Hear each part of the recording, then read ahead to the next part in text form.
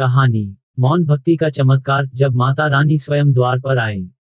कहते हैं माता रानी को पुकारने के लिए ऊंची आवाज नहीं, बल्कि सच्चा मन चाहिए। यह कहानी है एक ऐसे भक्त की जो कभी मंदिर नहीं गया, कभी आरती नहीं जानता था, लेकिन जिसकी भक्ति ने स्वयं माता को चलकर आने पर मजबूर कर दिया। बहुत समय पहले एक छोटे से गांव में नीलकंठ नाम का एक साधारण सा युवक रहता था। वह जन्म से ही मूक था, बोल नहीं सकता था। गांव के लोग उसे दया की नजर से देखते, कुछ उसका मजाक उड़ाते और कुछ कहते पिछले जन्म का कर्म होगा। नीलकंठ कुछ नहीं कह पाता, बस मुस्कुरा देता। गांव के बाहर एक पुराना पीपल का पेड़ था। उसी के नीचे नीलकंठ रोज बैठकर मिट्टी से माता दुर्गा का छोटा सा स्वरूप बना लिया करता।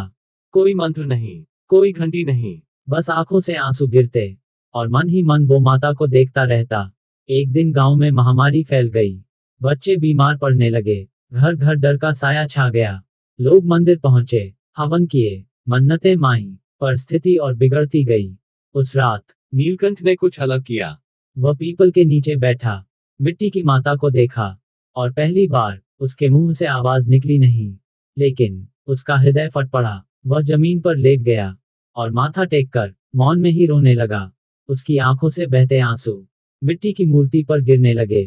तभी तेज हवा चली, पीपल के पत्ते जोर से हिलने लगे और पूरे वातावरण में एक दिव्य सुगंध फैल गई। नीलकंठ ने आंखें खोली और उसने देखा मिट्टी की मूर्ति से प्रकाश निकल रहा है। अचानक एक कोमल लेकिन शक्तिशाली आवाज गूंजी, बेटा, तू बोल नहीं सकता, लेकिन तेरी भक्ति सबसे ऊंची आवाज बन गई है।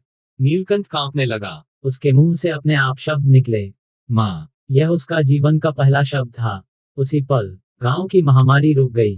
बीमार बच्चे ठीक होने लगे, डर समाप्त हो गया। सुबह गांव वालों ने देखा, पीपल के नीचे मिट्टी की जगह पत्थर की दिव्य मूर्ति विराजमान थी और नीलकंठ स्पष्ट बोल रहा था। गांव वालों ने पूछा, तूने कौन सा मंत्र पढ़ा?